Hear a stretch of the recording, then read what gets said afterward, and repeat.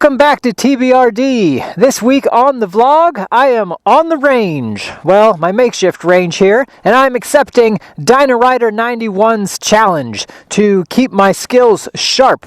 I'm very much a proponent of brushing up and staying sharp on good riding practices, and I greatly appreciate those of you out there who are pushing safe motorcycle riding. If you haven't checked out Dynarider 91's channel, he's got a great channel where he does a lot of range practice and gives you some suggestions for drills. He challenged me to the Lollipop Drill, which I have set up behind us, and I'll get into that in just a second.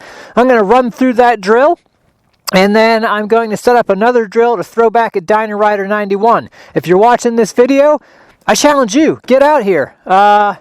It's a lot of fun to get out and kind of cone off a short little practice drill or two, and it really helps you brush up on your skills. So, full disclosure, I am not a professional motorcycle rider trainer. I have passed my MSF course, as I think a lot of riders has. It was great. It was a great course. And I do try to get out and practice. I do a lot of emergency braking drills, but truth be told, I'm a little rusty when it comes to some of these range activities. So I'm going to do this today.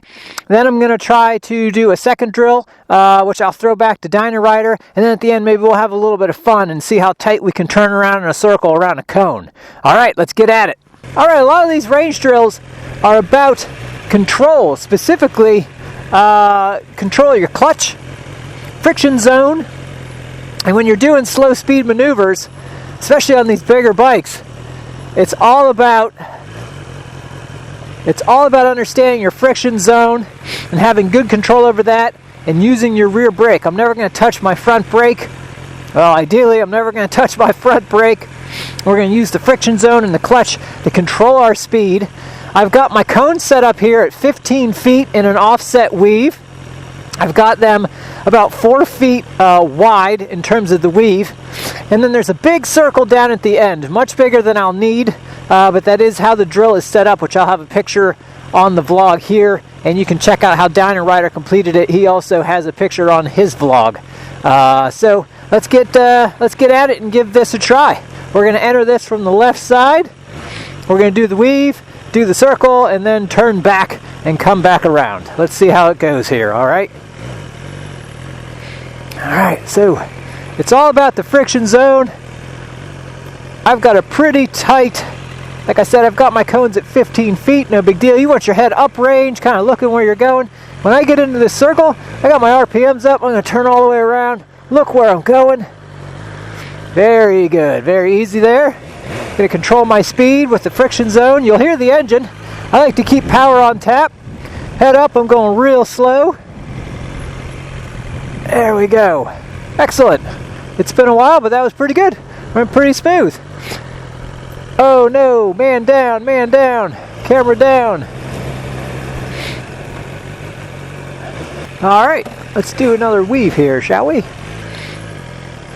All right, here goes. Yep.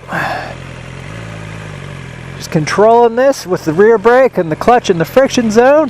Head up. And I'm going to spin around like you're flipping a U-turn. You hear the power? Very good. I'm going to come out here and weave it back through.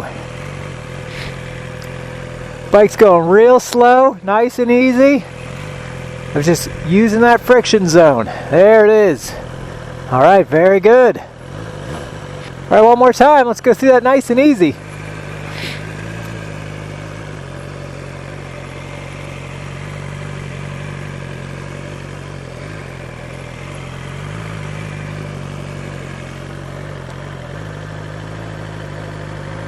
Easy turn. We'll go through here nice and slow. And hit that weave. Excellent. And you can just spin around that last cone real good with that friction zone. There it is. There it is. Nice and tight. And you're using that friction zone, you do not need to put your feet down. Just using that rear brake a little bit in the friction zone. Come right around that cone. I'm sure others could do it tighter. I'm pretty satisfied with where that's at. Alright, we've got this next drill set up, and a lot like the first drill on the Lollipop, this drill is going to call for really good clutch control and be able to control your bike with that friction zone using some rear brake and counterbalancing. I didn't talk a lot about counterbalancing in that first drill, but on this drill, you're going to see me counterbalance in order to get my bike to turn. What we're going to be doing is what's called a figure 8. So I've got a box set up that is 40 feet long and 20 feet wide. We're going to enter in, so I'll walk you through. So I'm going to walk you through my box here. It is from cone on the left to this orange cone on the right, 20 feet wide and 40 feet long. We're going to ride the bike through this little gate. We're going to hug the outside because we want to take advantage of all the space we can. And then we're going to counterweight, which means we're going to get that on this turn here, I'm going to try to get my right butt cheek, if you will, a little bit off the side of that bike sometimes. It's a good way to think of it in your head. We're going to counterweight and turn here. And I'm going to be looking left over my shoulder because I'm going to essentially do a figure 8. I'm going to come through here. And right about here, I'm going to shift my weight. I'm now going to counterweight the other way because now I've got to turn to the right, staying inside of this box. I'm going to use all of it. And then I'm going to come down here, staying inside the box, and exit just right of this orange cone, if all goes well. It's been a while, so we'll see if we need more than a couple of takes on this to get it right.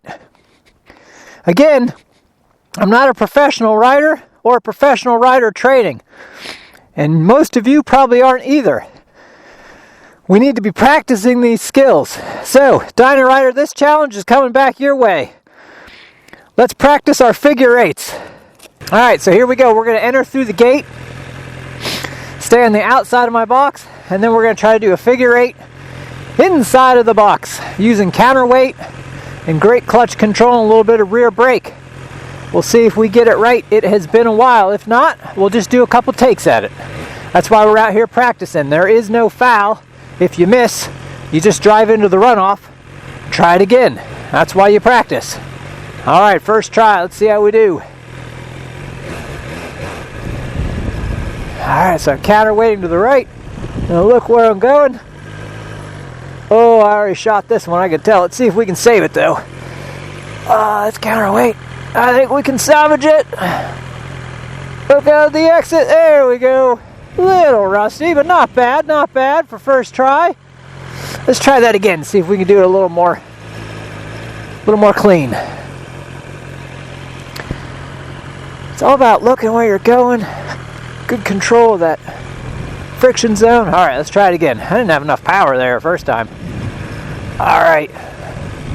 Keep those revs up. Gonna look where you want to go. I'm counterweighting. Oh, I salvaged that. Oh, that's tight. Tight. I think we got it. Not too bad. Not real smooth. I'm going to take a couple more runs at it here. I had my foot off the peg there. Thought I was going to have to put it down, but you know, if you're doing that, you just got to keep your RPMs, your power up, and have good touch with that friction zone. All right, here we go. Let's see if we can get this one a little more smooth this time.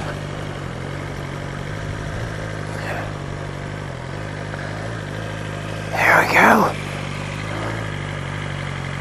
RPMs up. Oh yeah. There it is. That was a lot more smooth. The third time's a charm there. Alright, here we go. Smooth run. Counterbalance. Power up. Friction zone. Rear brake. Looking to where I want to go. Very good first part. Looking to where I want to go. Using my box. Oh yeah. Nice and smooth. That was a good one. I apologize for the awkward parking lot to road transition, but best laid plans. My batteries died, so I had to reshoot this another day, heading home from the same location, but that's alright. A couple things I wanted to follow up on after that excellent range practice. First of which is, if you're not riding on the range, as I said earlier, get out there and challenge yourself to do so. If for no other reason, it is an absolute blast. It's a ton of fun, and you're going to improve your skills, which is always a plus. Now, I'm not one of those guys and riders that believes if you're not riding on the range, you can't ride well or safe on the road, or if you're a great range rider, you're automatically going to be excellent out here on the road. Really, neither one of those things are true. But if you are practicing on the range, you're definitely going to have an improved skill set when it comes to feel and touch on your bike and the controls, and that's going to improve your overall safety. So I appreciate the challenge from Dyna Rider 91, and we'll see if he can get back to me on that box drill. And speaking of which, doing that figure 8 and that 20x40 box, if that's too tight for anybody watching this video and you want to try it, no big deal. Just make your box a little bit bigger to your comfort level until you kind of get adjusted. The other thing that I would say to folks is, and I was hesitant, to get out there because it's been a while since I've been on the range doing some of those maneuvers. I don't have crash bars on my BMW. I've looked into them, and unfortunately right now the only ones that I can find are the carbon fiber ones from BMW themselves. And that's kind of funny. I don't want carbon fiber crash bars, and I'm certainly not going to pay $1,600 for them. So I'm waiting for the aftermarket supply chain to kind of catch up.